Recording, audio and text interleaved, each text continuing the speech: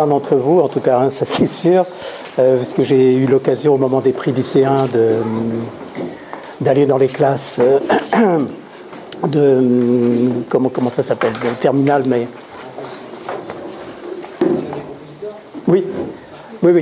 Et j'ai eu l'occasion donc de voir, et ce sont d'ailleurs des très bons souvenirs, que ce soit à Clermont-Ferrand, à Nevers, au Mans, de rencontrer ces étudiants donc de terminale option musique. Alors là, j'espère que je ne vais pas être trop hors sujet. Alors, Madame Magnin m'a dit un peu tout à l'heure quels étaient les thèmes et les œuvres qui étaient au programme donc elle est notamment les 3 opéras de poche de Germaine Taillefer. Je dois vous avouer à ma grande honte que je ne les connais pas, que le pastiche n'est pas vraiment au cœur même pas du tout au cœur de ce que j'écris. Donc je vais vous parler un peu librement des rapports que ma musique peut entretenir avec celle du passé. Et c'est une musique qui est souvent très référencée, donc je pense ça pourra quand même avoir un rapport avec une des questions de cours qui est musique et temps, hein, je crois, ou il me semble. Ça nécessite peut-être au début juste un petit aperçu sur ce qu'a été mon parcours, qui est pas un parcours en ligne droite, loin de là, qui est plutôt compliqué. J'ai commencé la composition juste après mai 68. Je suis entré en classe de composition chez André Jolivet, donc à la rentrée de 68, en octobre-novembre, dans un climat très enthousiaste, où le conservatoire s'était sérieusement dépoussiéré pendant les événements de mai. Et dans une ambiance, en tout cas c'est celle qui régnait dans la classe de Jolivet, qui était faut tout casser, tout ce que tu as appris ne sert à rien. L'orchestre est mort, l'opéra est mort, etc. Donc, oublie ce que tu as appris et fais du neuf. Donc, j'ai démarré avec, je dois dire, pas mal d'enthousiasme dans cette idée de tout réinventer. Et un enthousiasme suivi assez rapidement d'une désillusion profonde, dans la mesure où je ne savais absolument pas par quoi remplacer les bagages que j'avais acquis jusque-là. Donc, j'ai pas appris grand-chose chez Jolivet, c'est pas entièrement de sa faute. Je n'ai pas appris vraiment l'orchestration, notamment, donc j'ai eu un sérieux déficit de métier, disons, sur ce plan-là pendant quelques années. Et c'est-à-dire que je me suis retrouvé un petit peu devant le vide, quoi faire. Réinventer un langage, mais j'étais pas mûr du tout pour trouver ma propre voie. Donc j'ai passé 5-6 ans à ne rien faire, en tout cas pas de la composition. J'ai écrit 2 œuvres qui m'ont permis d'aller à la Villa Médicis. J'ai eu quand même avec ces 2 œuvres-là le culot de me présenter à la Villa Médicis et le bonheur d'y être admis, un peu à ma grande surprise. Mais c'est vrai que j'avais pas du tout trouvé ma voie. Et ce que j'écris maintenant est à l'exact opposé de ce que j'écrivais quand j'avais 20 ans.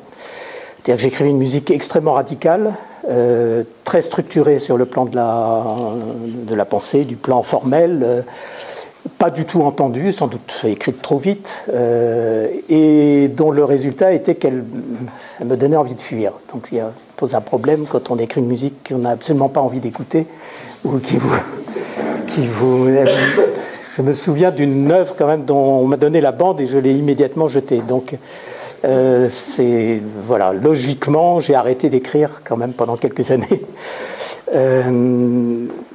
Et en fait, c'est la Villa Médicis qui m'a remis en selle dans la mesure où je me suis trouvé loin du milieu musical, loin du qu'en dira-t-on, parce que la raison pour laquelle j'écrivais dans ce style extrêmement avant-gardiste, entre guillemets, c'était pour suivre le mouvement. Il n'y avait pas de réelle adhésion à cela. C'est une façon de me court-circuiter moi-même. Enfin c'était par suivisme. Et on ne peut pas continuer, je pense, à écrire de la musique ou à faire n'importe quelle activité en allant contre sa nature. Donc le fait de me retrouver à Rome, j'avais quand même 30 ans, hein, ce qui est plus tout jeune pour voilà. Le fait de me retrouver loin du cercle musical parisien, le fait de me retrouver dans ma ville natale aussi, parce qu'il se trouve que je suis né à Rome et que j'y ai passé mes années de première enfance. Il y a, je sais pas, une sorte de déclic qui s'est opéré, et j'ai écrit à la Villa Médicis en arrivant la première œuvre que je revendique, qui s'appelle Stances, qui est pleine de défauts, mais à laquelle je suis sentimentalement très attaché, parce que c'est la première fois que j'osais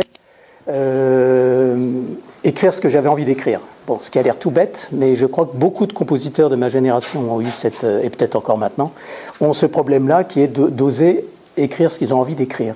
Ne pas se... Comment dire, il y a deux écueils. Il ne faut pas écrire pour le public, mais il ne faut pas non plus écrire pour la profession. Moi, l'écueil que j'avais, c'était d'écrire pour la profession. Le public, je m'en fichais complètement. Même la mauvaise réaction du public était presque un gage de la valeur de mon œuvre. Donc j'écrivais pour la profession, j'écrivais ce que j'avais l'impression que mes amis ou mes professeurs avaient envie que j'écrive. Et voilà, on ne peut pas continuer longtemps comme ça, en tout cas moi je n'ai pas pu. Donc j'ai amorcé un virage quand j'étais à la Villa Médicis, avec une œuvre qui commençait par un accord de fa mineur, ce qui était, bon, avec quand même des quarts de ton, était un peu faussé, mais des trémolos. Bon, c'est bien que Gilbert Ami qui a dirigé l'œuvre, pourtant il m'avait envoyé à la Villa Médicis. C'est un des deux membres du jury, a dirigé l'œuvre et il m'a dit mais on dirait le lac des cygnes, ce qui dans sa bouche n'était pas un compliment, je crois. Et voilà, j'avais l'impression d'avoir fait je sais pas, une provocation, et c'était pas du tout une provocation,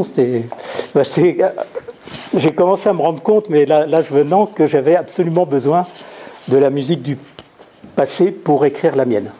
Donc c'est évidemment absolument l'inverse du credo moderniste, hein, qui fait du passé table rase. Et en fait, je crois que j'écris de la musique pour retrouver le sentiment délicieux, je trouve qu'il y a à voir surgir du présent le passé. En fait, c'est très proustien, hein, c'est la petite Madeleine de Proust. Il y a des villes qui vous donnent cette sensation-là, bon, évidemment Rome ou Naples, des villes très anciennes, qui sont des villes modernes, avec tous les inconvénients modernes, les embouteillages, les klaxons, la fumée, enfin tout ce que vous voulez, le bruit. Et à Naples, par exemple, vous vous retrouvez de temps en temps au coin d'une rue, comme si vous étiez 2000 ans en arrière. Il y a par exemple à Naples, coincé entre la voie ferrée et le tunnel qui charrie des milliers de voitures toutes les heures, vous avez un petit parc dans lequel se trouve la tombe présumée de Virgile, qui est une sorte de tumulus de forme un peu indéterminée, parce que c'est vraiment une ruine. Puis un tunnel construit par les Romains, qui est un endroit absolument incroyable. Et là, vous avez vraiment l'impression d'être 2000 ans en arrière, alors que vous avez les klaxons d'un côté et les bruits du train de l'autre. Et c'est vrai que cette sensation-là du passé qui ressurgit au milieu du présent est un tel plaisir que je crois en fait que j'écris de la musique pour essayer de traduire ce plaisir-là. Je crois que c'est la raison secrète de pourquoi j'écris de la musique. Et si je n'avais pas été musicien, j'aurais adoré être cinéaste, qui est un autre moyen de traduire ce sentiment-là. Et voilà, figure de référence pour moi, ça serait Fellini, qui a, dans ses films, bon, lui-même le dit qu'il travaille qu'avec le souvenir. Le souvenir souvent déformé, hein. Il avoue qu'il est un grand menteur et que souvent il invente ses souvenirs. Ce que j'aime bien faire aussi. Mais il y a une scène dans Roma de Fellini qui est un peu une des scènes qui m'a vraiment beaucoup marqué, qui est une scène dans laquelle on construit le métro. Ouais, donc il y a toutes les machines, le bruit infernal. Et puis brusquement, la perceuse rentre dans une pièce qui est vide depuis 2000 ans et sur laquelle il y a des fresques. Donc découverte d'une ancienne maison romaine, mais des fresques très belles, bon, qui entourent toute la pièce. Le problème est que l'air qui vient d'entrer efface les fresques. C'est-à-dire progressivement, on les voit, comme elles sont à l'air libre, il y a tout ce souvenir, toute une civilisation, enfin tout ce souvenir d'une civilisation qui disparaît comme ça en poussière. Et ça, c'est vrai que c'est une scène qui m'avait beaucoup marqué. Donc le souvenir est devenu presque un paramètre en fait dans mes œuvres, toujours avec ce désir de me relier au passé, qui n'a absolument rien à voir avec un c'était mieux avant. C'est pas du tout dans cette problématique que je me situe. Je ne pense pas du tout que tout était mieux avant. Mais il y a ce plaisir de retrouver le passé. On peut dire que Proust a écrit 8000 pages sur ce thème, en fait. Donc, toute la recherche du temps perdu n'est en fait que quelque chose d'assez proche du plaisir que je viens de vous décrire.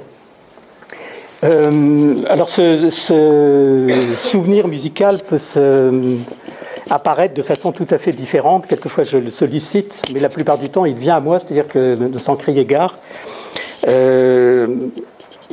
J'ai oublié un point important quand même dans ma formation, et qu'au moment où j'écrivais plus du tout de musique, j'ai commencé à travailler à France Musique, où j'ai fait quand même beaucoup d'émissions, surtout dans les années 70-80, et que j'ai dû, de par ce travail, ce métier, connaître énormément de musique auquel j'aurais sans doute pas eu accès si ça n'avait pas été mon gagne-pain.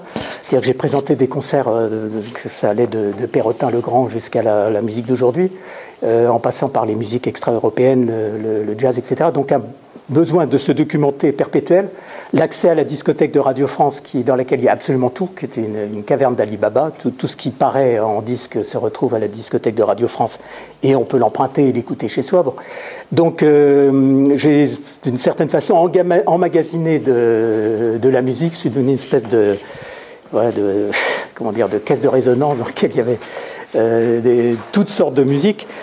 Et progressivement, c'est devenu un petit peu ce bagage qui aurait pu être encombrant, hein, est devenu presque comme une matière première. Alors non pas la musique elle-même, mais le souvenir que j'en ai ou l'émotion qu'elle a pu me procurer. Et c'est avec quelques exemples ce que je vais essayer de vous montrer. Alors il y a une première pièce qui, je pense, est la plus... c'est la première plage. Donc, où j'en étais, oui, donc un exemple d'apparition comme ça d'un souvenir que j'ai vécu un jour où je travaillais avec j'ai beaucoup travaillé avec lui d'ailleurs, un bassoniste qui s'appelle Pascal Gallois, et qui fait beaucoup de recherches sur son instrument, de son, un peu hors technique classique, et notamment qui a développé beaucoup tout ce qui est de la respiration continue et les multiphoniques, c'est-à-dire la possibilité qu'ont les instruments avant de jouer plusieurs sons en même temps, créant quelquefois des sons très, très étranges. Et donc il était en train de s'acharner sur un multiphonique un peu bizarre que je vais vous faire entendre. Donc Pascal Gallois était en train de tenir très longtemps, comme il est capable de jouer 10 minutes sans respirer, enfin en tout cas il fait la respiration circulaire. Il s'acharnait sur un multiphonique très, très étrange, dans lequel il y avait une sorte de balancement qui était dû un petit peu à ces multiphoniques se forment avec des variations de pression des lèvres. Et au milieu de ce son qui tenait comme ça, qui ressemble un peu à une sirène de bateau, j'ai entendu comme une sorte de balancement un peu funèbre, et qui m'a fait penser, alors c'est vraiment les associations d'idées, à un très étrange morceau de Liszt qui s'appelle La gondole funèbre, et qui est une sorte de barcarolle, mais une barcarolle funèbre. Et j'ai eu l'impression, très fugitive, pendant une seconde, que le morceau de Liszt allait surgir de ce multiphonique très particulier. Et du coup, j'en ai fait une pièce donc, qui dure environ 4 minutes, et qui est une mise en forme presque dramatique, quoi, de cette fugitive impression que j'ai eue. Et vous allez entendre effectivement le thème de Liszt émerger du multiphonique de basson, d'abord à la clarinette et ensuite au basson, au piano.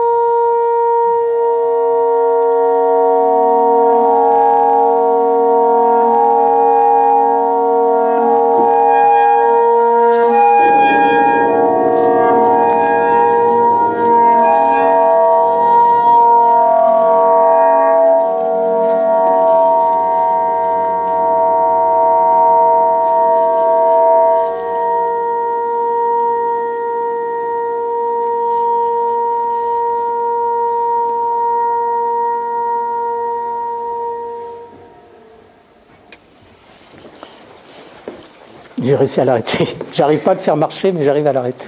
C'est déjà ça. Ça, c'est une pièce que je considère assez emblématique voilà, des rapports que ma musique peut avoir avec celle du passé, dans la mesure où elle incorpore deux événements sonores qui, théoriquement, n'ont absolument rien à voir entre eux. Il y a une sorte de fusion entre deux éléments temporels complètement distincts. Ce son de basson qui sonne presque comme un son électronique, en fait, qui vraiment appartient à notre temps, à l'écriture contemporaine. Et puis ce morceau de Liszt qui surgit comme venu de rien, comme une sorte de fantôme, en fait, de ce son multiphonique. Donc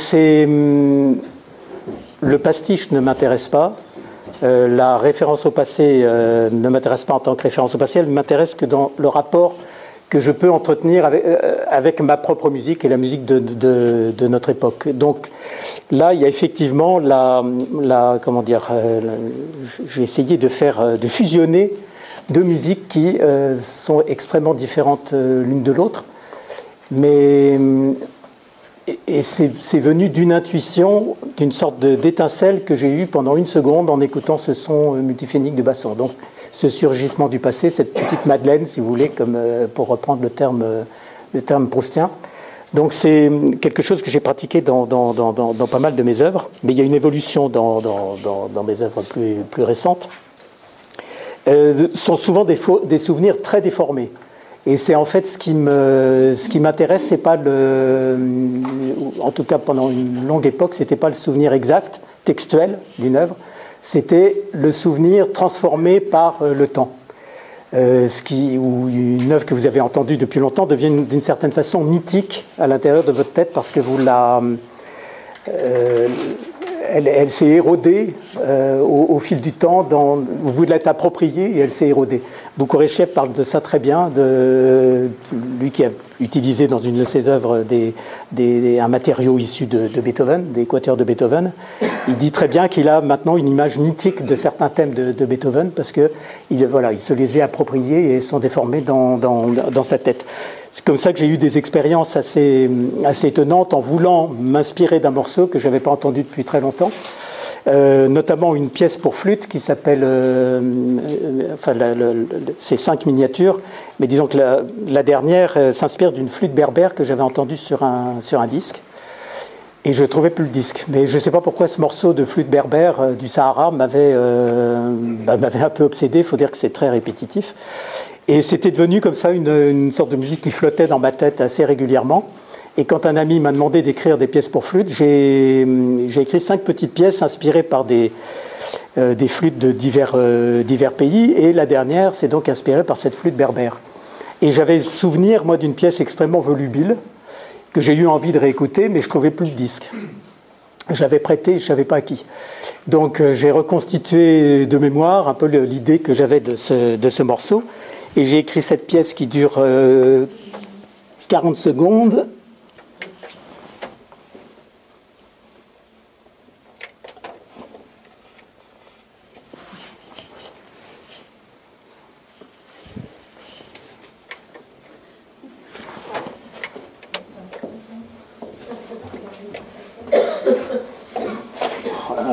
C'est pas vrai. Est-ce que ça démarre pas?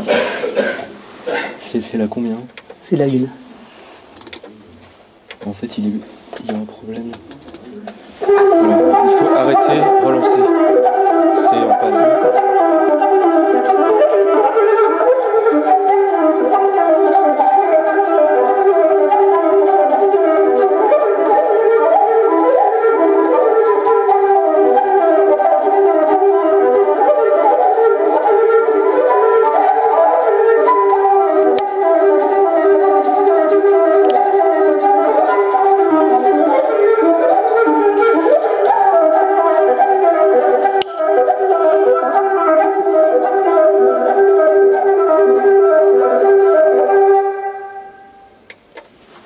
C'est une pièce absolument diabolique, qui m'a mis deux mois à travailler, alors qu'elle dure 40 secondes. Je ne sais pas si vous remarquez aussi, il l'a fait en respiration circulaire, il ne reprend jamais son souffle. Donc ce qui rajoute à la difficulté, plus d'écart de ton, oui. Juste une petite question, c'est une flûte en sol? C'est une flûte en sol, oui, c'est une flûte en sol. Les 5 miniatures sont écrites pour flûte en sol, et j'ai essayé sur cet instrument d'imiter, de retrouver la couleur particulière d'une flûte japonaise, d'une flûte chinoise, d'une flûte africaine, et là d'une flûte berbère. Il y a que Jean-Luc Monet qui peut le faire en respiration circulaire. Il y a un autre étudiant, tout jeune, qui avait 19 ans, qui a passé son prix à Lyon, avec les 5 miniatures, et ça ne lui posait aucun problème de le faire en... Il ne trouvait même pas que c'était la plus difficile, il trouvait que c'était la deuxième la plus difficile. Bon. Et il faisait ça, j'allais dire les doigts dans le nez, pas vraiment, mais il avait vraiment une facilité à jouer cette pièce qui était concertante. Tous les autres sont obligés de reprendre leur souffle, ce qui, bon, évidemment, retire au côté presque musique de trance qu'il peut y avoir dans ce morceau. Jean-Luc, maintenant, pour se mettre en route, quand il les joue, il enchaîne 3 fois de suite la pièce. Et une fois, il a failli tomber dans les pommes. J'ai dit, bon, bah alors calme-toi. Mais bon, c'est vrai que c'est une pièce qui est extrêmement difficile. Et donc, j'ai voulu... je voulais réécouter le morceau d'origine, parce que ça faisait longtemps que je n'avais pas entendu. Et je l'ai retrouvé par hasard chez un ami. Et je lui ai dit, c'est toi qui avais ce disque, bon. Qu'est-ce qui se passe? Artung. Aïe. Bon. Et donc un jour j'ai retrouvé le disque et j'ai pu réentendre ce morceau et j'étais vraiment extrêmement surpris en l'entendant parce que moi je croyais avoir été assez fidèle, très fidèle même au morceau d'origine. Et voilà en fait comment joue ce flûtiste berbère.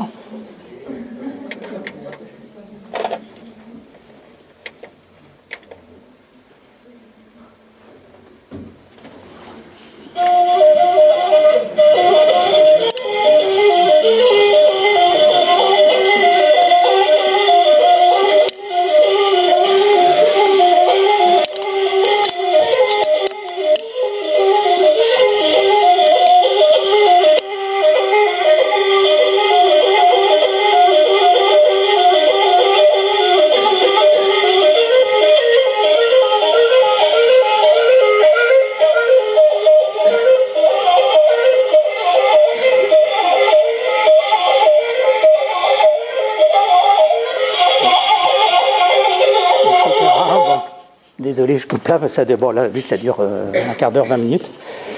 Et j'étais extrêmement surpris, surtout par le tempo, parce que dans mon souvenir, c'était quelque chose d'extrêmement volubile, alors que là, c'est assez tranquille, finalement. Jean-Luc Monet, quand il a écouté la version qui m'avait inspiré, il m'a dit, à ce tempo-là, ça pose déjà beaucoup moins de problèmes. Et donc, je ne sais pas si on le reconnaît, peut-être un peu, mais... bon, il y a... Une fois, un flûtiste l'a joué au Théâtre Gralin à Nantes, et le régisseur était berbère ou kabyle. Et spontanément, sans rien savoir, il m'a dit mais c'est un morceau de mon pays, ça c'est... Alors il paraît que c'est un morceau de mariage, qu'on joue ça à tous les mariages. Ce que je ne savais pas, parce que la pochette du disque était très, très discrète sur le sujet. Donc ça c'est un exemple parmi d'autres de réappropriation de musique transformée par la mémoire que j'ai pu en avoir. Ce qui est très fréquent dans ma musique aussi, je dirais que c'est des sortes de fantômes, des musiques fantomatiques qui, alors là, sont souvent liées à des événements personnels. C'est-à-dire qu'il y a une part autobiographique dans ma musique qui est très discrète dans la mesure où c'est de la musique, ça n'est pas un récit de mémoire. C'est le cas notamment pour une musique que je vais vous faire entendre maintenant, qui m'est venue à l'esprit quand j'ai appris la mort d'un de mes confrères qui s'appelait Olivier Greff, qui était quelqu'un que j'aimais beaucoup, donc avec qui j'avais fait des études de piano quand j'étais tout petit. On s'était connus à 6-7 ans. Après, complètement perdu de vue, on s'était retrouvés 2 ans avant sa mort. Il est mort en 2000. Et on avait découvert pas mal de points communs entre nos musiques, notamment la référence au passé, puis des goûts communs pour les musiques de cloche, la littérature anglaise, enfin bon, des tas de choses. Et j'ai appris sa mort dans un taxi en appelant quelqu'un au téléphone, qui m'a dit, voilà, Olivier Greff est mort brutalement. Bon. Et j'ai eu une espèce de flash pendant 10 secondes lié à des musiques qui me sont venues comme ça à l'esprit, spontanément, liées à cette personne, à Olivier Greff.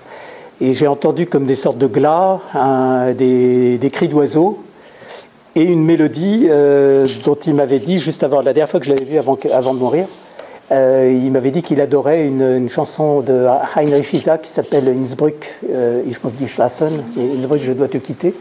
Voilà, que c'était il citait comme ça les œuvres qu'il emporterait sur une île déserte, avait parlé des fantaisies de Purcell d'abord, et puis pour viol, et puis cette pièce qui m'est spontanément revenue à l'esprit.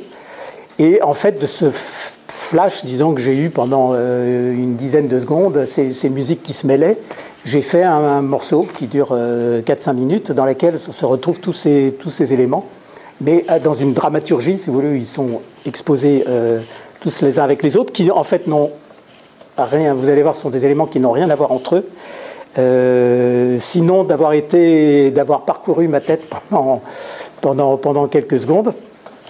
Donc c'est un morceau qui est pour clarinette, piano et quatuor à cordes.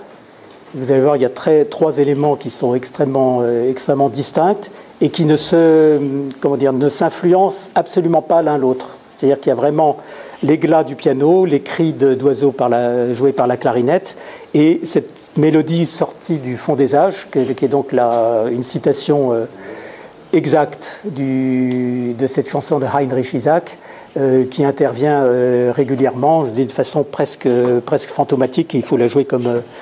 j'ai demandé au quatuor à cordes de le jouer comme si c'était un consort de viol, pour accentuer cette impression que c'est une musique qui vient vraiment d'un lointain passé.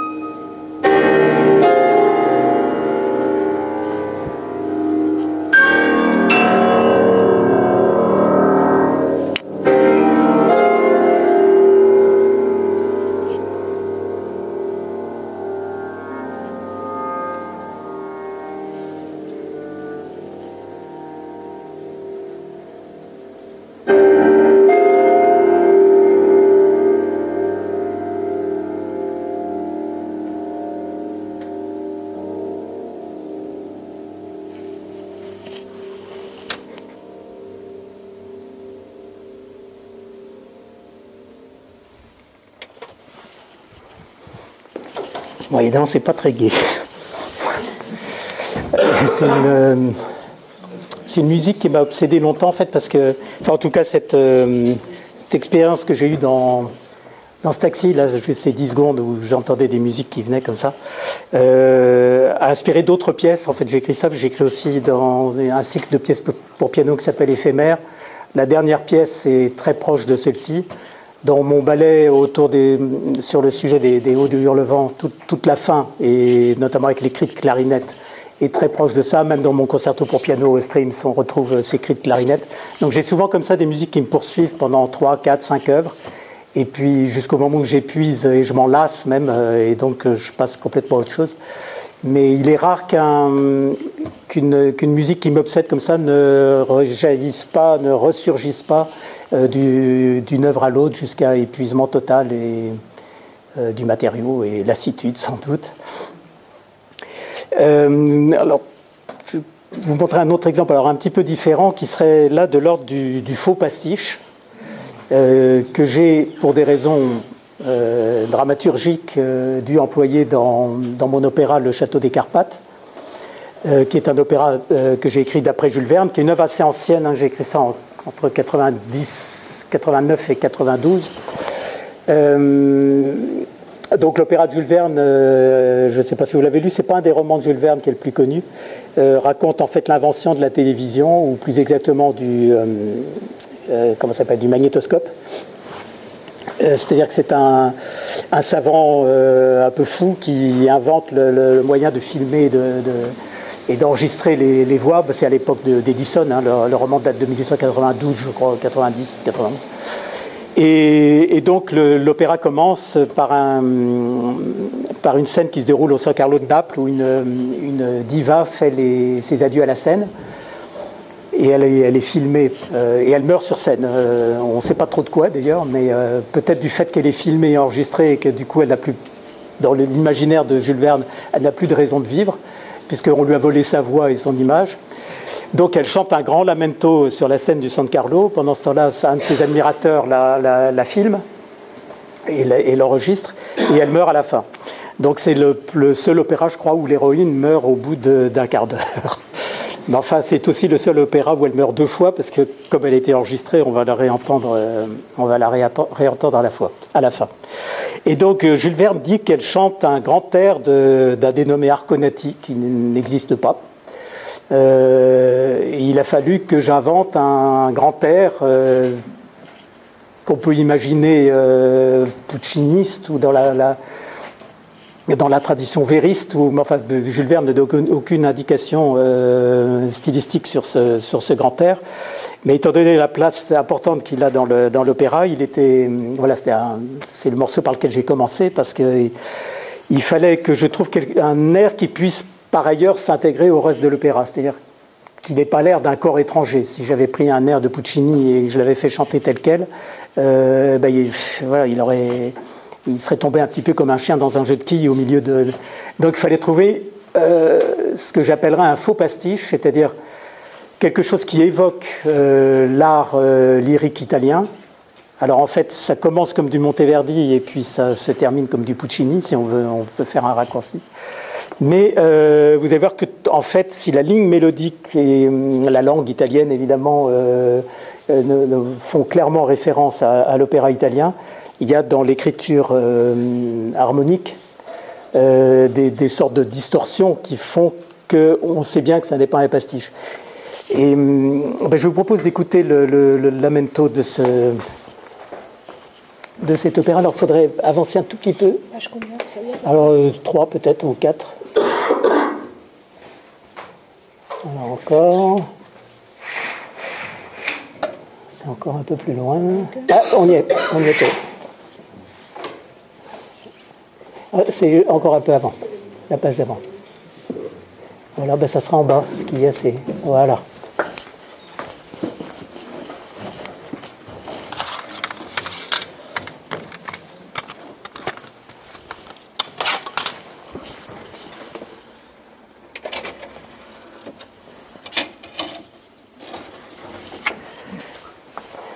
Alors, donc un début très, très montéverdien, mais dans des tonalités pas du tout monteverdiennes. Un texte très montéverdien aussi, puisque dans le roman de Jules Verne, il y a 2 vers.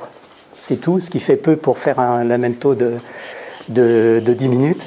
Donc en fait, j'ai pris à Jules Verne, à Monteverdi, les paroles d'un lamento qui s'appelle le lamento d'Olympia. Alors pas celui d'Ariane qui est beaucoup plus connu, mais et qui est lié au Roland Furieux. Alors la chanteuse là, au San Carlo de Naples est censée chanter le lamento d'Angélique, abandonné par Roland, dans le Roland Furieux de l'Arioste. En fait, Jules Verne se trompe, Angélique n'est pas du tout abandonnée par Roland. Au contraire, elle le trompe avec Médor, il s'appelle. Celle qui est abandonnée par Roland, c'est Olympia. Et Monteverdi a fait un grand air, Lamento d'Olympia, qui est magnifique, auquel j'ai emprunté la plupart des paroles de mon lamento à moi. Attendez, je voudrais...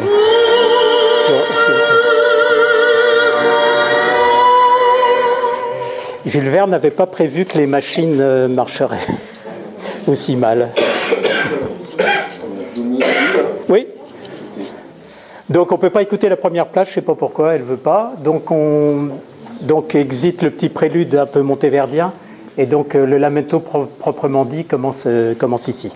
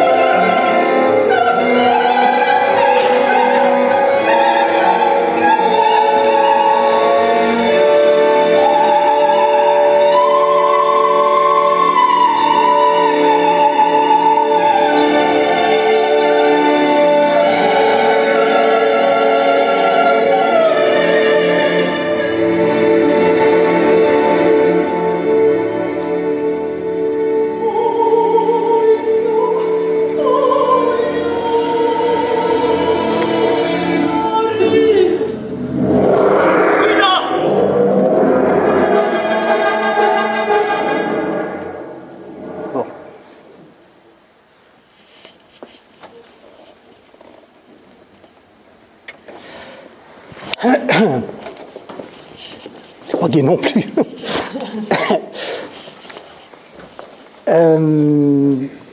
Par rapport au pastiche, comment vous ressentez en fait ce morceau? Qu'est-ce qui...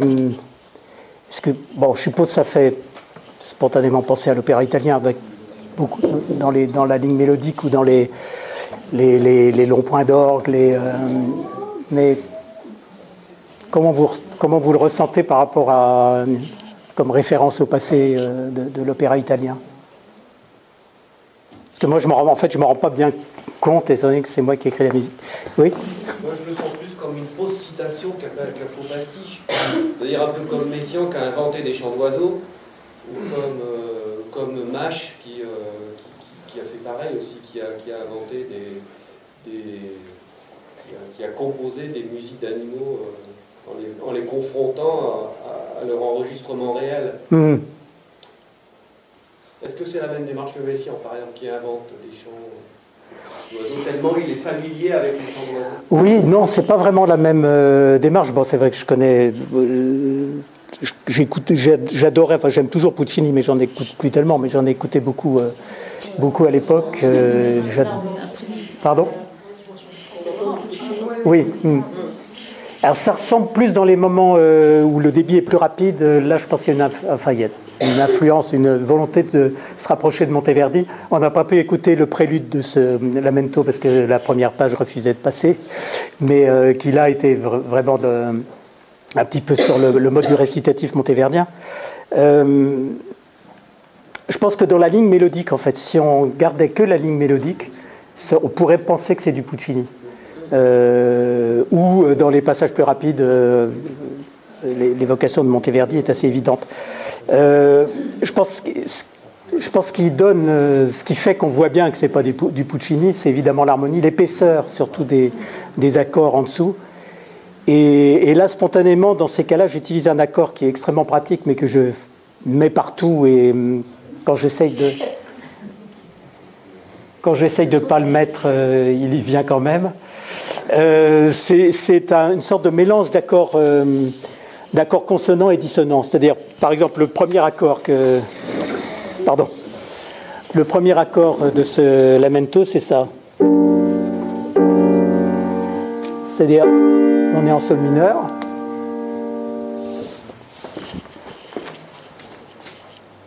C'est juste avant. Encore un peu. Ah non, un peu après. Voilà. Non, après, pardon. Attention, encore. Voilà, on y est. Voilà, cet accord-là.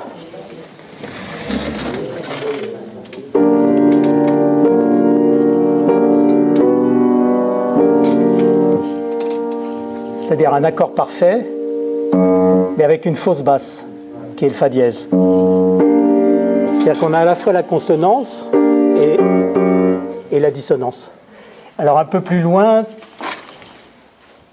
je sais pas où il y a, peu importe, il y a celui-là. Oui, s'il est là, je crois. Bougez pas. Si, bougez. Voilà, hop. Voilà, cet accord-là, alors qui est ici. Ça, l'aigu. Alors, même principe, si vous avez un accord parfait, cette fois qui est majeur, et vous avez une fausse basse qui fait la dissonance.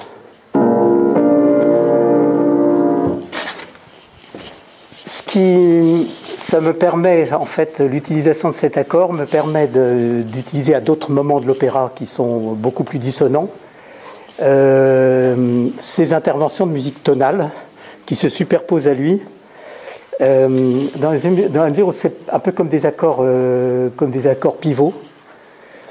Et j'en fais un usage absolument exclusif. Je dirais qu'il y a finalement assez peu d'accords parfaits sans cette fausse basse dans tout le lamento. Bon, il y en a quelques-uns, mais ils sont relativement peu fréquents.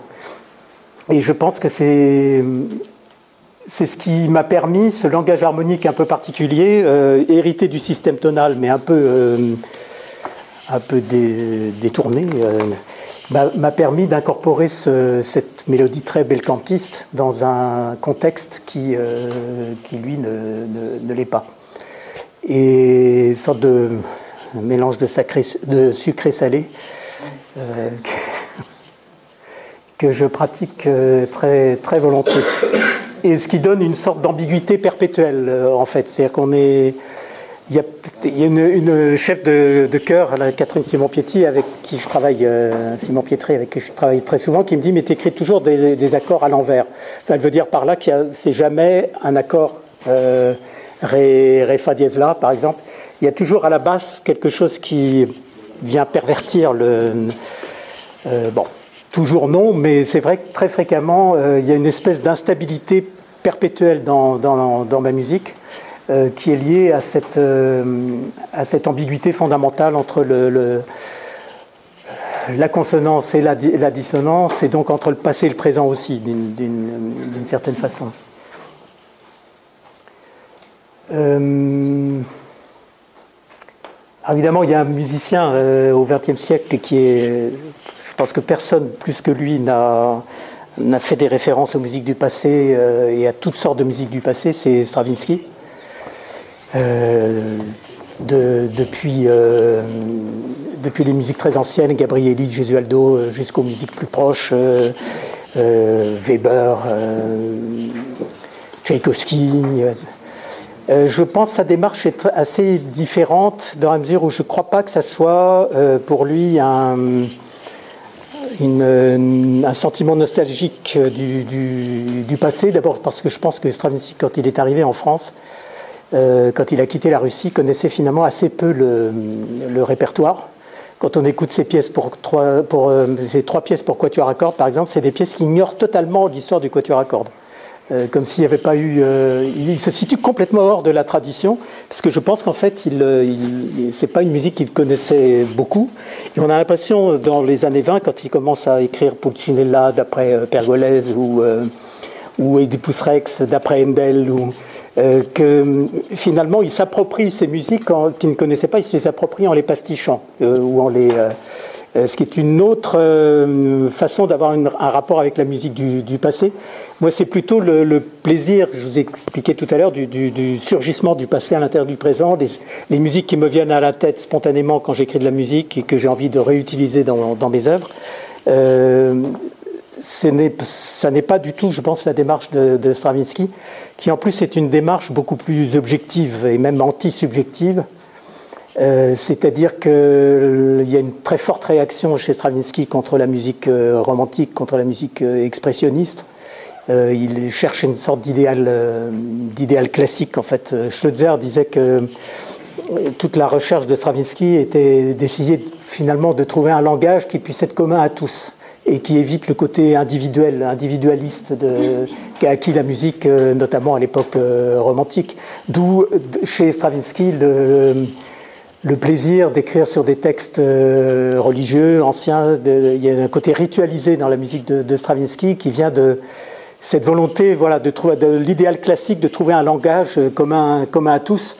Alors que, pour ma part, et notamment dans toutes les œuvres que j'ai pu vous faire entendre jusqu'ici, c'est exactement l'inverse. C'est plutôt une idée très, très subjective, le souvenir personnel, la façon de m'approprier, moi, une musique du passé, et pas du tout dans l'idée de créer un langage commun. Alors je dirais, c'était mon cas jusqu'il y a 2-3 ans, et je me rends compte que dans certaines de mes œuvres récentes, je penche plus maintenant vers... enfin, pas dans toutes mes œuvres, mais dans certaines, vers quelque chose qui se rapprochait de Stravinsky, et notamment dans mes vêpres, des vêpres que j'ai écrites pour Notre-Dame de Paris, pour le jubilé de Notre-Dame, donc c'était en 2013, 850 ans de Notre-Dame, qui est une grande œuvre longue d'1 heure et quart environ. Et la façon dont j'ai écrit le Magnificat, par exemple, je pense, se rapproche plus de certaines œuvres stravinskiennes. Alors c'est un Magnificat donc, qui couronne l'ensemble des vêpres que j'ai écrit en suivant la forme. Alors ça, c'est la première fois en fait que je fais ça en musique. D'habitude, je m'inspire de musique du passé, mais jamais de la forme. C'est-à-dire, j'ai jamais eu envie d'écrire une forme sonate ou jamais eu envie d'écrire une fugue. Là, je suis un canon millénaire, très ancien, qui est celui de Monteverdi, du Magnificat de Monteverdi, qui est de partir d'un cantus firmus, qui est le Magnificat du 8e ton.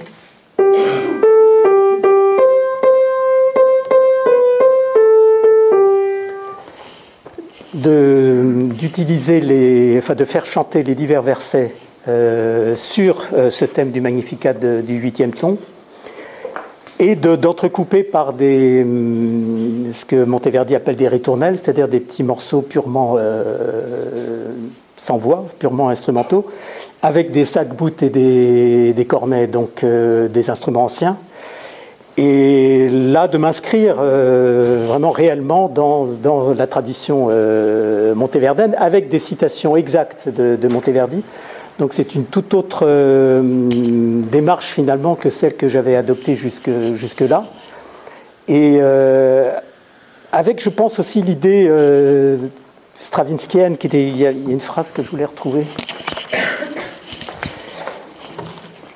Il y a un moment où il parle d'Oedipus Rex, donc le grand oratorio qu'il a écrit vers 28, 29, je crois, 28, sur un texte de Cocteau, mais qu'il a fait traduire en latin. Et il disait: quelle joie de composer de la musique sur un langage conventionnel, presque rituel. Le texte devient pour le compositeur une matière uniquement phonétique. Cette façon de traiter le texte n'était-elle pas celle des vieux maîtres du style sévère? Cela empêchait la musique de verser dans la sentimentalité et dans l'individualisme. Et je pense que j'ai eu, en écrivant ces vêpres, un petit peu cette envie qu'avait Stravinsky de dépasser l'écriture purement individuelle, effectivement, et de se retrouver dans quelque chose qui évite la subjectivité pure. On ne va pas écouter le Magnificat en entier parce qu'il est long. Alors c'est loin, c'est vers la fin. Ça doit être vers... oui, hop. Avant.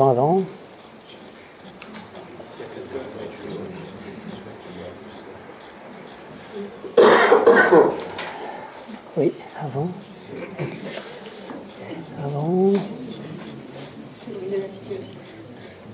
Cite, avant.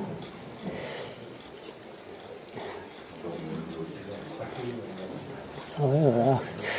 On a envie de... Non, d'accord. Oui. Hop. Encore. On y est presque.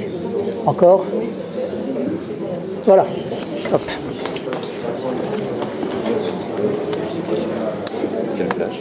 Alors c'est la 8e.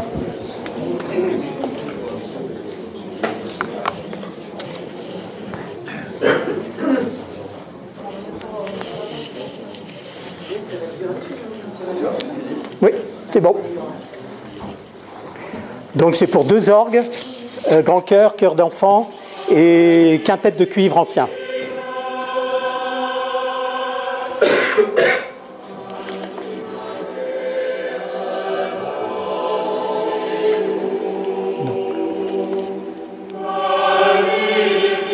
Donc ça c'est le Magnificat du 8e ton, grégorien.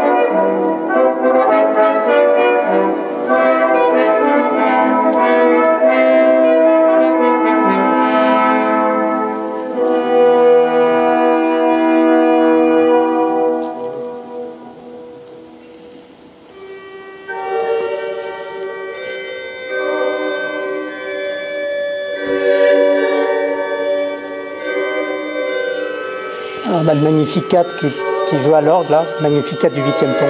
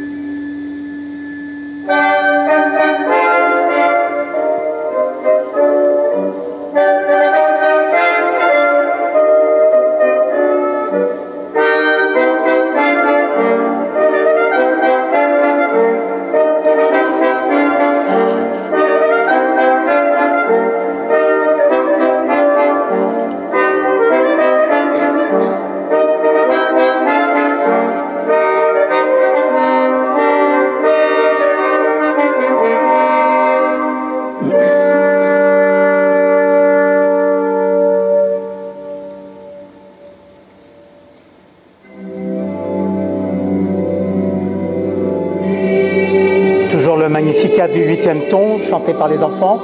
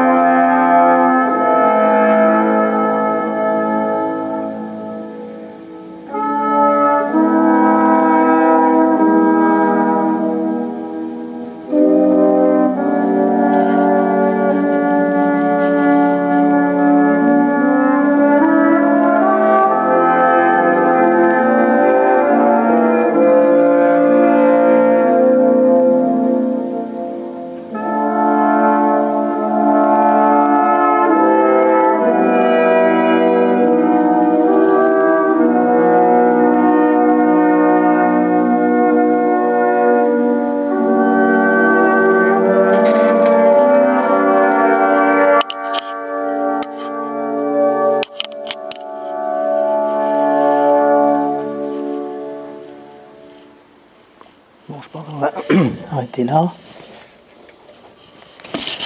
Donc ce qu'on vient d'entendre est une transcription exacte d'un motet de Gesualdo, qui s'appelle Ave Dulcissima Maria, que je crois que j'ai transposé pour des raisons de tonalité, mais sinon c'est une citation exacte, comme l'avait fait d'ailleurs Stravinsky dans son Monumentum pro Gesualdo.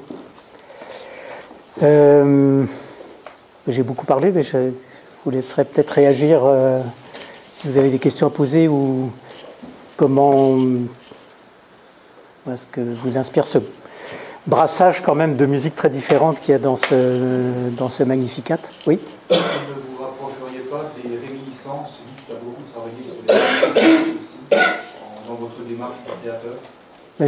J'adore Liszt, hein. C'est vrai que c'est un des compositeurs que j'affectionne particulièrement, y compris dans sa musique religieuse qui est encore malheureusement peu connue, et surtout dans ses œuvres de la fin. Je ne suis pas très... Comment dire, je n'adore pas le Liszt virtuose. Bon, il y a des choses magnifiques, mais le Liszt de la fin vous pensez à l'œuvre qui s'appelle Réminiscence En particulier Réminiscence de Don Juan, par exemple, mais plus précisément de la manière dont il réutilise à la fin de sa vie aussi certains thèmes d'œuvres religieuses. Oui, oui, effectivement, puis les thèmes grégoriens qui sont très présents effectivement dans c'est un des premiers à l'avoir fait effectivement. Bon, il y a eu Mendelssohn quand même un peu avant, et pour ce qui est du grégorien, Liszt, bon, ça a donné tout un style qu'on appelle le style sulpicien. C'est pas voilà, là ça, les organismes de la fin du 19e aussi alors je me rends bien compte que je me situe un peu dans cette tradition-là, que j'ai essayé d'éviter de tomber quand même dans le piège du côté un peu sirupeux qu'il peut y avoir dans la musique sulpicienne. Hein. Mais c'est vrai que la démarche de Liszt, qui est souvent moquée, et tout ça, moi je la trouve tout à fait, par moments admirable. Il y a des pages dans Christus qui sont absolument magnifiques, où effectivement, il reprend des thèmes très anciens, et lui qui a été un innovateur formidable du point de vue harmonique, parce qu'il y a quand même beaucoup de choses de Wagner que Wagner doit à Liszt, hein, dans le domaine de l'harmonie, a trouvé vers la fin de sa vie une sorte de simplicité qui est à laquelle, dans certaines œuvres, j'aspire effectivement. Je pense que c'est une œuvre plus simple, moins tourmentée, je parle des vêpres, hein, là, une expression plus directe que pas mal d'œuvres que j'ai écrites avant. C'est-à-dire qu'il y a plusieurs œuvres que j'écris maintenant qui se tournent un peu le dos à l'expressionnisme, qui était un petit peu, je dirais, le courant dans lequel je me situais. Et Liszt est certainement un des modèles, oui, que je pourrais revendiquer. Est-ce que vous vous rapprochez du Liszt mystique Du Liszt de musique religieuse, oui, mais mystique, je ne sais pas. Ou alors je suis un mystique athée, mais peut-être. Mais du Liszt de la fin de la vie, oui. Ça, c'est certain. D'ailleurs, j'ai eu l'occasion d'en parler aussi à propos de la lugubre gondole. C'est vrai que j'aime beaucoup le Liszt tardif, parce que c'est un Liszt décanté, quoi, qui n'a plus les excès qu'il peut y avoir dans les rhapsodies hongroises. Dans cet art de faire ressurgir le passé dans une œuvre, est-ce télescoper finalement des écritures différentes? Je pense aussi un peu à Berio, Berio. Oui, bien sûr, qui est un compositeur que j'aime énormément, qui est le premier compositeur de musique contemporaine en fait, dont j'ai découvert l'œuvre, plus ou moins, et qui m'a vraiment beaucoup frappé. Berio était très... à l'époque où j'ai commencé la composition, était très à la mode, entre guillemets, beaucoup plus que Boulez, qui paraissait comme un académique, avec sa musique sérielle. Chez Berio, il y avait cette espèce de fantaisie, c'est l'époque où il écrivait des sortes d'happenings, presque, comme Laborinthus, où il y avait une espèce de vitalité, voilà, alors que Boulez apparaissait comme quelqu'un de desséché et un peu racorni. Enfin, c'est comme ça qu'il était pressenti dans la classe de Jolivet, qui ne pouvait pas supporter Boulez, évidemment. Boulez l'ayant traité de joli navet, il y avait ils étaient en difficulté, disons. Et c'est vrai que Berlioz, c'est l'époque où Berlioz a composé Sinfonia. Et bon, c'est une œuvre qui a énormément marqué toute une génération, et même encore maintenant. Et bon, je trouve qu'il a tellement écrit qu'il y a des œuvres que j'aime plus ou moins chez Berlioz, mais c'est vraiment pour moi une des figures à laquelle je me rattacherai le plus volontiers. Et également, dans cette dernière pièce, dans un caractère religieux et avec une autre façon d'aborder le passé, on peut penser aussi à Britten. Oui, aussi. C'est peut-être les couleurs du cœur d'enfant qui fait cette... Oui, quand arrive le cœur, oui. Oui, les enfants, effectivement. Je ne me rends pas compte comment sont vécus ces changements stylistiques incessants. Bon, pour moi, ils sont tout naturels, mais c'est vrai que le grand épisode central où l'orgue fait des sortes de variations dans l'aigu, qui a un côté qui pourrait faire penser à Messiaen, et puis cette citation des litanies de Monteverdi, qui est évidemment n'a strictement rien à voir stylistiquement, pour moi me paraît naturel, parce que bon, ça s'est fait souvent par association d'idées. Il n'est pas sûr que tout le monde ait cette approche, enfin cette vision-là. Est-ce que vous avez l'impression de passer sans arrêt d'un style à l'autre, ou est-ce que ça vous semble unifié? Oui. Je crois que monsieur avait... Bon. Très intéressante et assez inédite, c'est les sonorités de Sackbook produisant des accords dissonants. Et donc, cette espèce d'objet qui surgit comme ça me semble vraiment intéressant. Ce mélange de passé et de présent, instantané comme ça, me semble vraiment la cristallisation de quelque chose de vraiment nouveau et intéressant. C'est en même temps étrange et saillant à l'oreille. Tant mieux, parce qu'en fait, c'est effectivement un peu l'effet que je souhaite produire. C'est pour ça que le pastiche m'intéresse pas, parce que j'ai pas envie qu'on croie que c'est une œuvre du passé en l'écoutant. Hein. Ça a été fait, j'ai envie qu'on le présente comme une œuvre du présent, mais avec cette étrangeté et ce surgissement du passé qui moi me touche toujours beaucoup. Mais pardon, oui. Je reviens sur la pièce l'avant-prochaine oui. de Carpate. Oui. Monteverdi et Puccini. Je ne pense pas que ce soit vraiment un choix au hasard. Puccini et Monteverdi que vous avez formulé, parce que vous ne pouvez pas me dire Monteverdi et Verdi. Oui. Je ne pense pas que ça aurait pu fonctionner. Oui, c'est vrai. La qualité de Monteverdi, c'est vrai. Son recto autonome mouvant que l'on retrouve oui. chez Puccini, pour moi, était fascinant dans ce point de jonction que vous avez trouvé là. Là encore, produit ce naturel. Spontanément, c'est vrai que je n'ai pas pensé à Verdi, alors que j'aime beaucoup Verdi et je l'aimais beaucoup à l'époque. Enfin, j'en écoutais beaucoup à cette époque-là. D'ailleurs, Verdi n'aimait pas Monteverdi. Bizarrement, il y a une lettre dans laquelle il dit qu'il ne savait pas disposer les voix et il lit des tas de partitions anciennes. Alors, il y a des compositeurs complètement inconnus qu'il trouve pas mal du tout. Et Monteverdi, alors là, oui, c'est ça surtout qui m'étonne. Il dit qu'il ne savait pas disposer les voix. Qui, bon, me paraît pas absolument évident, et on le sent totalement insensible à cet esprit-là. Tandis qu'effectivement, je pense que Puccini se marie beaucoup mieux avec lui. C'est pas si étonnant, parce qu'à l'époque de Verdi, ce qu'on pouvait entendre des restitutions de Monteverdi qui étaient chantées de manière Saint-Sulpicienne, en l'occurrence, et avec tellement peu à voir avec le son de Monteverdi, c'est sûr. Que les voix d'alto, par exemple, enfin, s'il l'entendait avec des voix d'alto féminines chantées en chœur et non pas en quintette, à un tempo 2 fois plus lent que ce qu'on fait aujourd'hui. Oui, ça l'a pas. Mais c'était sur partition, en fait. Voilà, oui, mais c'était avec des références. Avec des références, absolument. Il l'a lu comme si des chanteuses verdiennes, ses chanteuses favorites l'avaient interprété. Et effectivement, il est passé, semble-t-il, complètement à côté. Dans mon analyse précédente, j'ai vraiment entendu des interventions de clarinette, moi, qui me faisaient penser au sacre du printemps. Alors, les interventions de clarinette, effectivement, n'ont absolument rien à voir avec le lamento lui-même. C'est dans un autre style. C'est pas du tout du pastiche. Oui, Stravinsky traîne toujours un petit peu dans ce que j'écris. Je ne me rends pas compte, hein, forcément, mais bon, j'ai une telle familiarité avec ces œuvres, surtout celles de la première période, que oui, les 3 pièces clarinettes, il est fort possible que... Je ne me rends pas compte de toutes les citations que je fais. Hein. Il y en a qui sont totalement inconscientes. Enfin, ce ne sont pas des citations, mais c'est simplement des choses qui me reviennent à l'esprit quand j'écris de la musique, que j'essayais d'éliminer quand j'avais 20 ans, hein, pour écrire surtout aucune référence au passé. Et puis maintenant que j'accueille très volontiers, comme ben voilà, ça fait partie de moi. Mais ça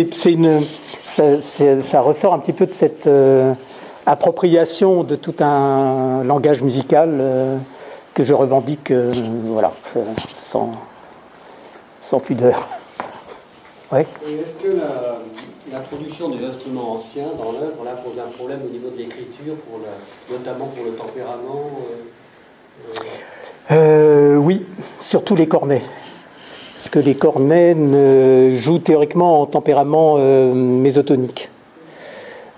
Si bien qu'une gamme chromatique au cornet est très étrange. Hein, c'est vraiment, vraiment bizarre. Bon, cela dit, c'est les Sacboutiers de Toulouse, ils ont une très grande expérience et ils savent... Ça explique le fait que les Sacboutiers de Toulouse, dans cette pièce, n'interviennent que seuls, pas avec d'autres instruments. Oui, j'ai évité de les mettre avec l'orgue, effectivement. Ouais. Et je crois que j'ai bien fait. Non, parce qu'il y aurait eu des frottements, il y aurait eu donc spontanément, je me suis dit, ça risque de pas trop bien marcher, et d'où cette structure en petit. Ça aussi est assez peu fréquent, toi qui connais bien, parce que on a fait un livre d'entretien avec Jean-Marc Bardot, donc voilà, il connaît bien mes pièces. Et c'est vrai que c'est la première fois que je fais des œuvres en petite section, comme Messiaen fait beaucoup, lui, par contre, et c'est un peu lié, effectivement, à l'effectif dont je disposais. Par contre, j'ai écrit depuis une pièce entièrement pour instruments anciens, donc j'ai pas eu le même problème. Les bassons étaient... l'orgue était accordé comme pour jouer la messe de Charpentier, Marc-Antoine Charpentier, donc... Voilà, là, ça s'inscrivait il y avait une homogénéité. C'est-à-dire que là, je me retrouvais avec un cavalier-col, 2 cavaliers-cols, les 2 orgues de Notre-Dame, donc ça posait des problèmes, effectivement. Dans quelle mesure votre écriture est-elle influencée par l'interprète à qui vous la dédiez? Je pense à une pièce pour Vieux de Gand, par exemple, très belle, que j'ai pu entendre. Le chemin de Jérusalem, ça doit être, oui. C'était Christine Plubeau? Oui, c'est ça, c'est Christine Plubeau. Pour des instruments comme celui-là, la viole de gambe, le contact avec les interprètes est primordial. Mais pas uniquement. Je parlais du basson tout à l'heure, j'ai beaucoup travaillé avec Pascal Gallois. Le seul instrument dont je sais jouer, c'est le piano. Donc là, j'ai pas besoin de conseils. Mais pour tous les autres instruments, je travaille très régulièrement avec les interprètes et j'écoute beaucoup ce qu'ils disent, en fait. J'ai changé une pièce pour basson après que Pascal Gallois me l'a jouée.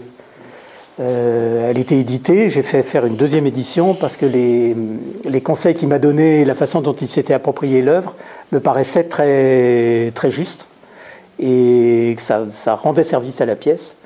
Donc je ne suis pas du tout fermé, bien au contraire, au travail avec les interprètes. Bon, ça dépend. Hein.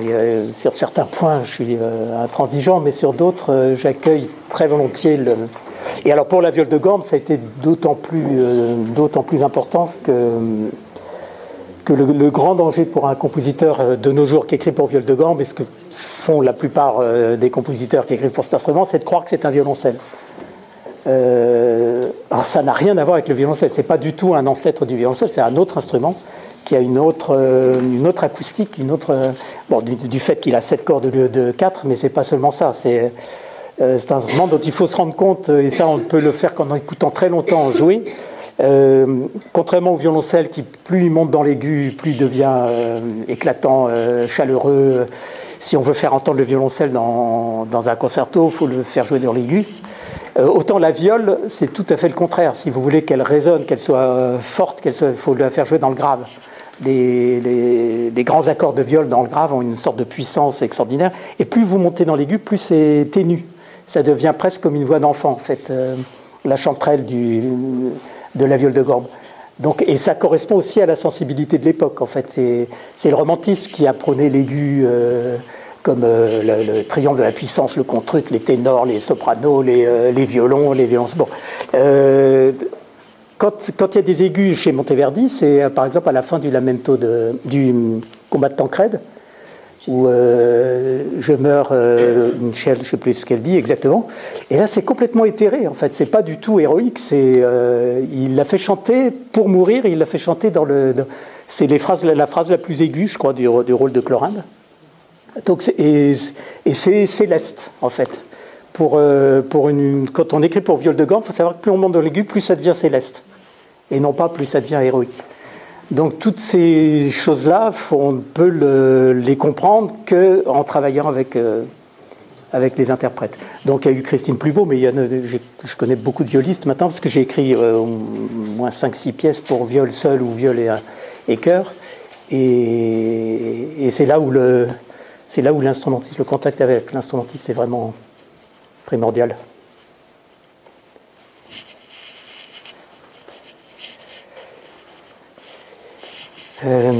J'aimerais peut-être dire 2 mots sur une autre pièce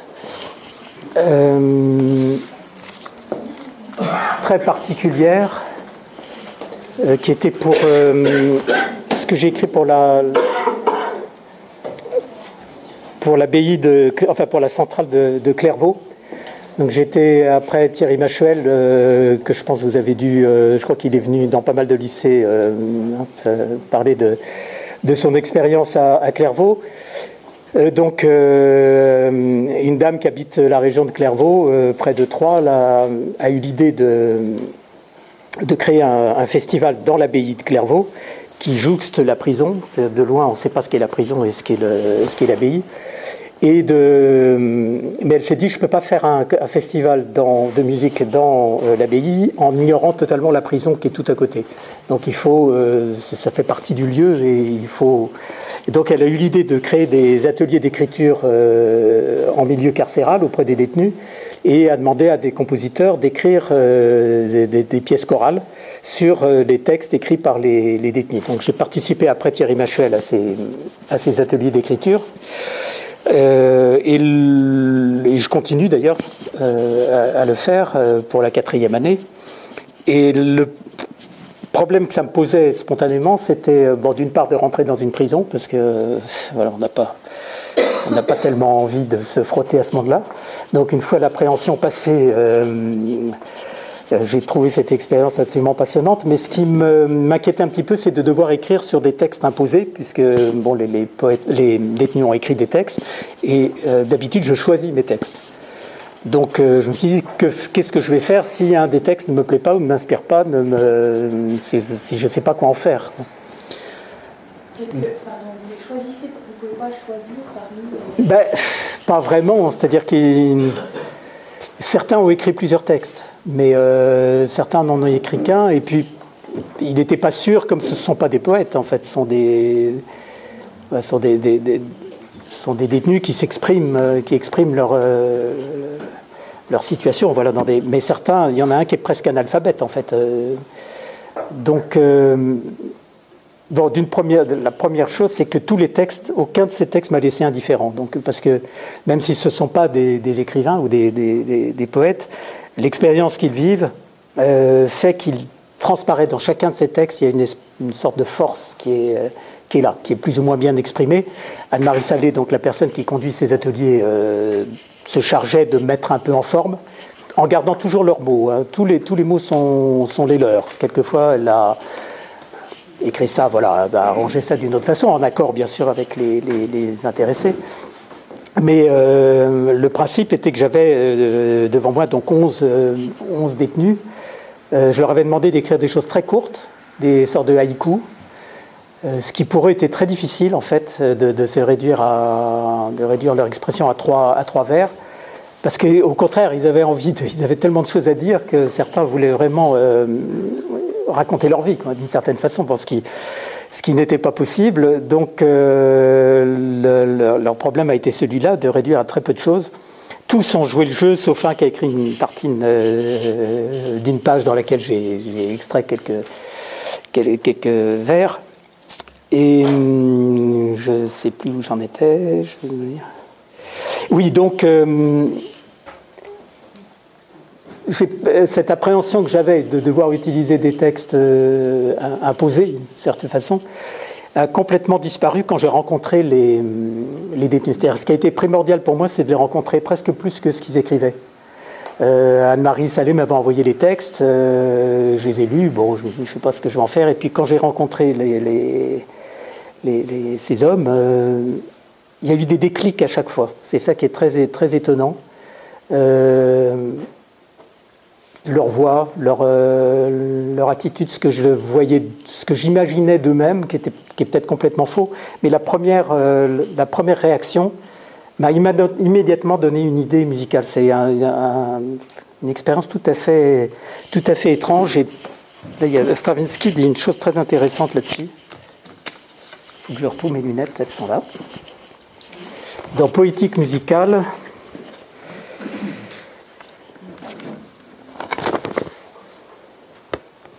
oui, c'est ça. Qu'est-ce que c'est? Ah, c'est le mien en plus.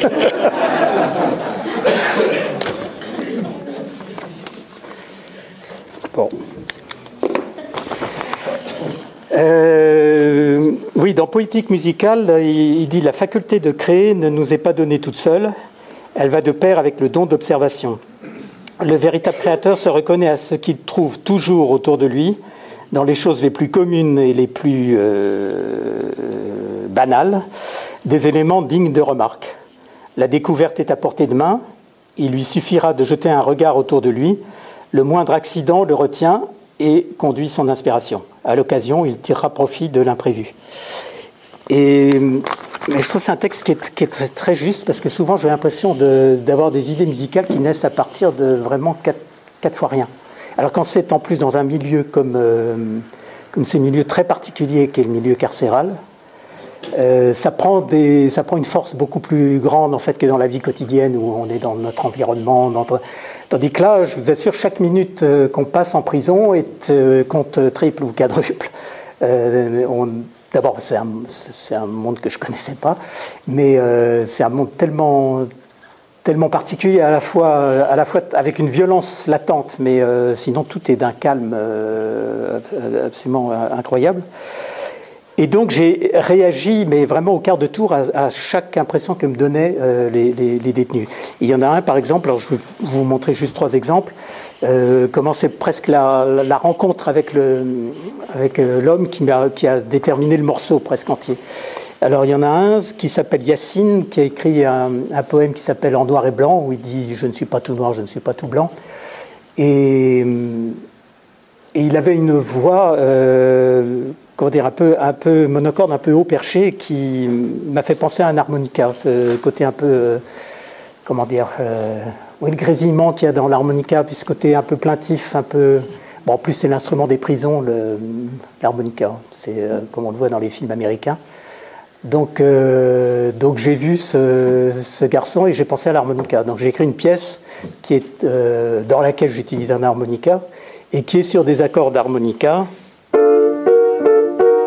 Et quand on peut faire ouah, ouah, comme ça là, avec les...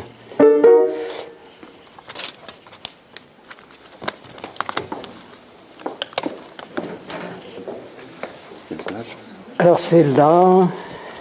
Attendez, j'ai un disque où c'est mieux.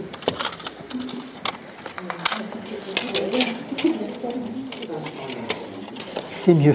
Alors attendez, c'est 7, pardon. Ici, non, celui-ci est mieux. Pardon. On ne retrouvera pas. C'est dans Instant Limite? Oui, alors c'est la plachette. Le cycle s'appelle Instant Limite. Donc c'est 11 pièces, enfin il y en a 13 parce qu'il y a un texte qui est répété 2 fois. Et donc ce sont des pièces qui durent entre 30 secondes et 3 minutes à peu près. Alors ça, c'est la plage 7, oui. Oui.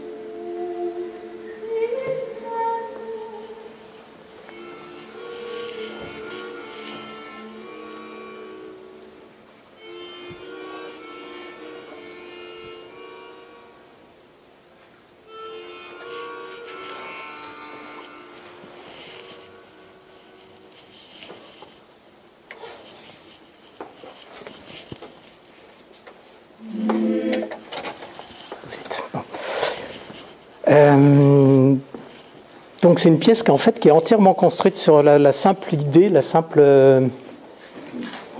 flash que j'ai vu en rencontrant cet homme, l'idée de l'harmonica. Donc tout est construit sur ces notes, ré, fa, la, mi bémol, sol, bémol, si bémol. Parce que j'ai voulu moi aussi me restreindre, je leur avais demandé d'écrire des textes très courts. Donc je me suis dit, il faut que moi aussi je m'impose une règle qui était d'utiliser 6 notes ou 7 notes maximum dans chacune des pièces. Il y en a une qui est même entièrement sur une seule note, certaines sont sur 4 notes. Voilà, une sorte d'exercice comme ça qui donne d'ailleurs un côté un peu monochrome à chacune des pièces. Évidemment, quand on se restreint comme ça dans le matériau, il y a une couleur un petit peu uniforme. Voilà, un autre exemple, c'est un grand black, une armoire à glace impressionnant, presque 2 mètres et large comme ça, qui s'appelle Nemo. Déjà le nom m'a frappé, ça veut dire personne. Bon, il y a le capitaine Nemo. Enfin, lui, c'est Neimo, N-E-I-M-O. C'est un Africain, je ne sais plus s'il est sénégalais ou ivoirien, et qui était vraiment bâti comme un colosse, et en même temps un véritable enfant. C'est-à-dire, il avait un sourire d'enfant, une façon de se conduire d'enfant, il se balançait sur sa chaise, et je ne sais pas, que j'ai vu en lui comme un grand enfant, et j'avais envie de composer une berceuse, et puis son nom me trottait un peu dans la tête. Je trouvais ça très beau de s'appeler Nemo. Et alors, curieusement, il a écrit, sans qu'on se concerte, il a écrit une berceuse pour un ballon. Parce qu'il a pensé c'est un joli texte, d'ailleurs, c'est celui-là qui a écrit très long, il a fallu couper. Il a écrit en pensant aux ballons qui sont retenus prisonniers dans les barbelés au-dessus des cours où il joue au foot. C'est entouré ça a un nom d'instrument, d'ailleurs, ça s'appelle des concertinas. Vous avez des barbelés partout. Donc, évidemment, des ballons qui atterrissent là-dedans, que personne ne va jamais chercher.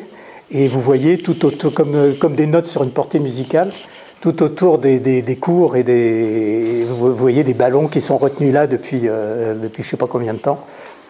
Et donc, j'ai écrit sur son nom une berceuse. Alors, il y a son texte, mais il y a aussi son nom, Nemo, qui est répété de très nombreuses fois. Avec un petit souvenir, ça m'est revenu après, un petit souvenir de Vêpres de Rachmaninoff. Un passage, je crois que c'est le 5e morceau, qui est un peu une berceuse aussi. Je ne sais pas si la référence est évidente. Alors c'est le suivant, donc c'est le 8. Merci, désolé de vous faire faire le... Je fais ça très bien. Vous faites ça mieux que moi. C'est pas ça que je vous dis.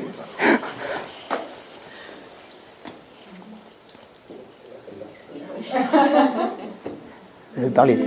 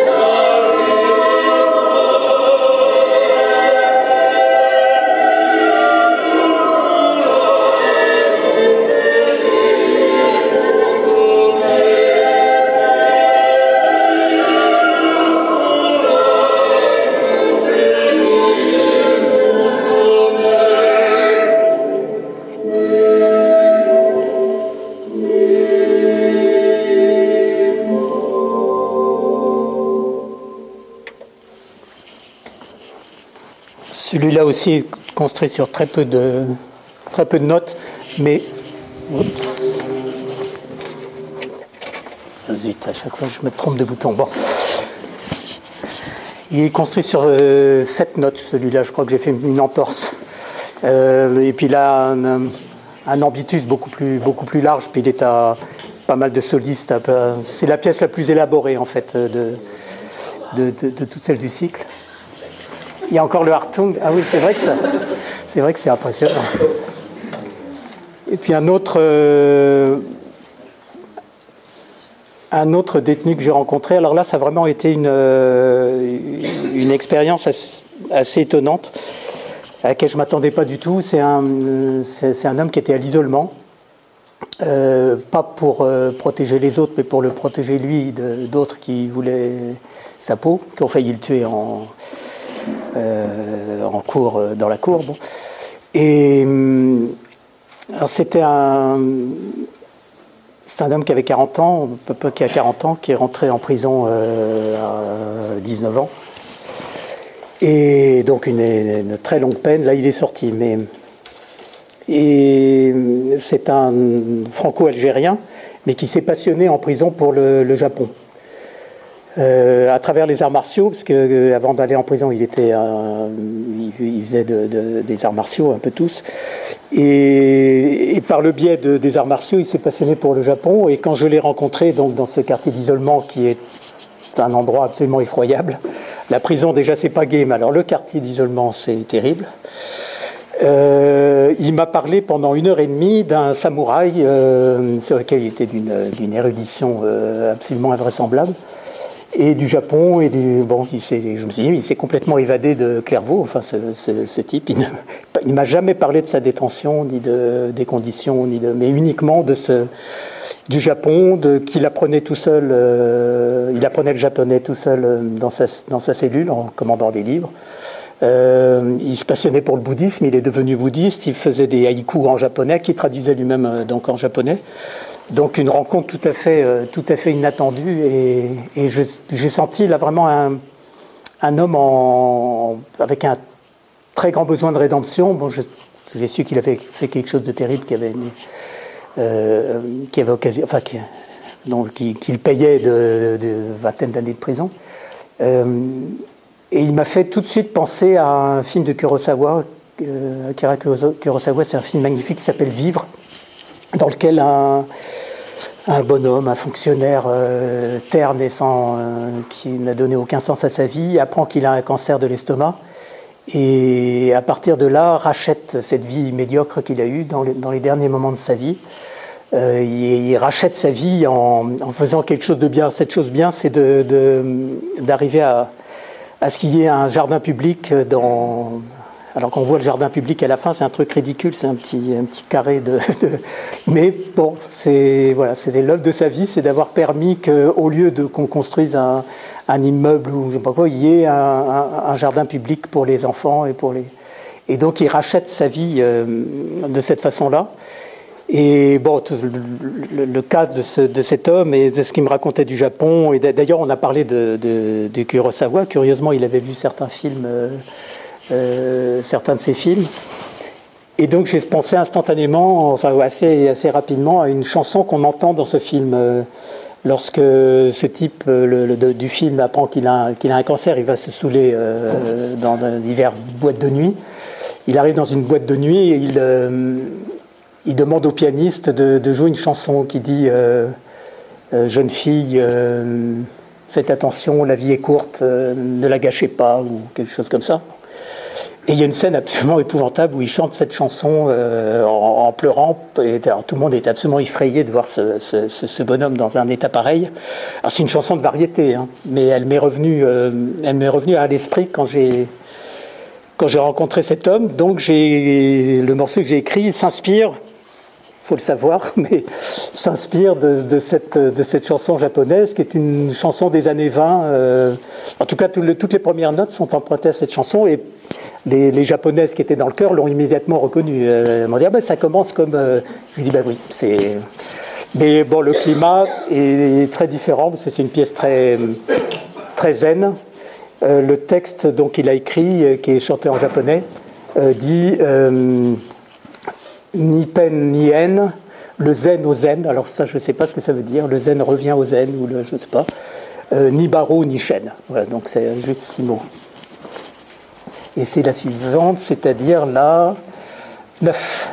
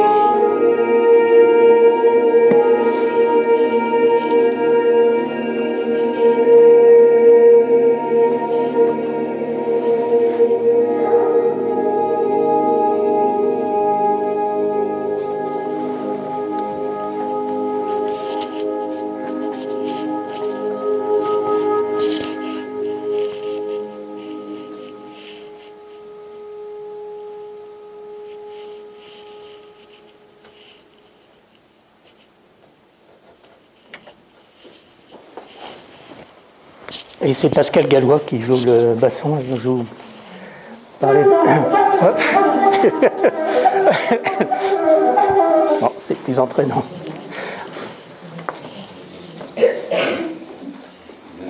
Remplaçable quand même.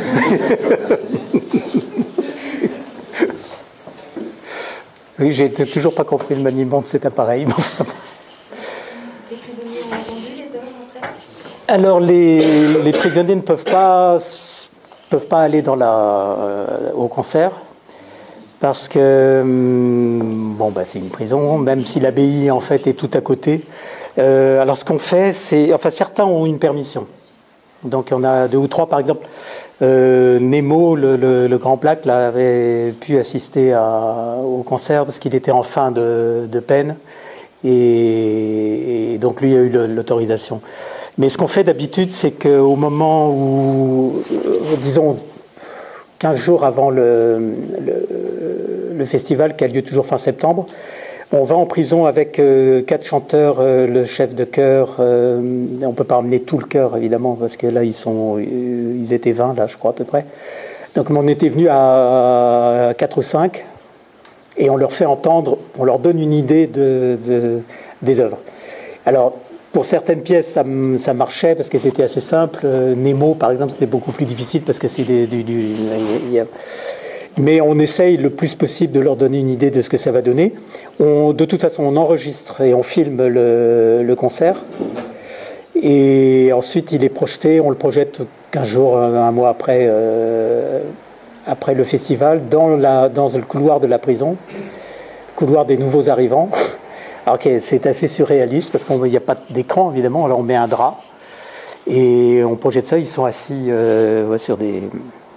On installe des chaises comme ça dans une acoustique de salle de bain, quoi, ce que peut être un... Ça sonne pas bien, mais c'est des moments très, très émouvants, en fait, quand ils découvrent ils sont surpris, mais en général en bien. Certains me donnent des conseils après, ils me disent « Moi, j'aurais pas fait ça comme ça à la fin. » J'ai une amie qui fait ça aussi en théâtre. Elle écrit des pièces et tout, et elle m'a dit qu'elle s'était fait engueuler par une des détenues qui disait « Mais pourquoi tu fais mourir ce personnage? C'est ridicule. » Moi, j'aurais fait bon. Donc, il y a toujours des échanges qui ont lieu. Et puis, évidemment, plus on les connaît, c'était un peu difficile au début d'arriver à créer un lien, et puis là maintenant il est vraiment créé, et les dernières rencontres que j'ai eues avec eux étaient toujours presque chaleureuses. Au bout d'un moment, j'oublie complètement que je suis dans une prison, mais il m'a fallu du temps. La première fois, j'ai pas oublié une seconde que j'étais dans une prison. Un détail tout bête, c'est qu'on est dans une salle et on regarde la porte et il n'y a pas de poignée, par exemple. C'est rien, mais il y a brusquement la claustrophobie qui... Et puis enfermé avec... On se demande quand même toujours un peu ce qu'ils ont fait. Surtout que ce sont des longues peines, donc en général, c'est pas des petits anges. Donc, voilà. Mais l'appréhension disparaît. Heureusement. Y a-t-il encore des questions que vous souhaiteriez poser ou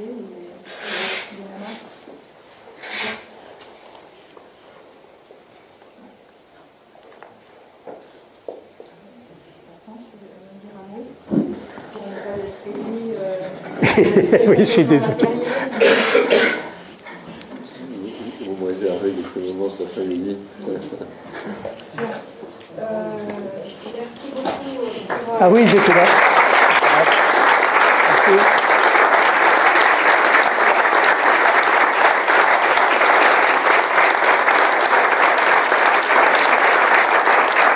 Merci beaucoup.